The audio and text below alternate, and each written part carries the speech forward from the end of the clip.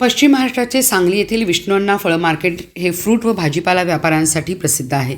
सांगली येथील सिद्धेश्वर उर्फ नाना तोडकर यांच्या ओम फ्रूट कंपनीमध्ये हंगामातील पहिलीच शिमला सफरचंदाची गाडी दाखल झाली आहे। त्यावेळी शेकडो व्यापाऱ्यांच्या उपस्थितीत सफरचंद पेटीचा सौदा केला।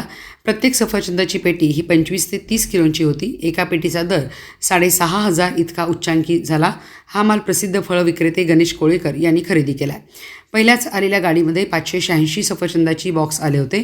सफरचंद खरेदीसाठी सांगली, जयसिंगपूर, इचलकरंजी, सोलापूर, कोल्हापूर, इचलकरंजी, मिरज, विटा, ईश्वरपूर, सातारा, कराड, जत, अथणी यांच्यासह कर्नाटक सीमा भागातील व्यापारी उपस्थित होते। त्यावेळी ओम फ्रूटचे प्रोप्रायटर सिद्धेश्वर उर्फ नाना तोडकर म्हणाले, शिमला सफरचंद हे खाण्यासाठी चांगले असून कूलिंग न करता डायरेक्ट तोडल्यानंतर 4 ते 5 दिवसात ग्राहकांना दिले जातात। त्यामुळे दिसायला चांगले व गोड रसाळ आहे।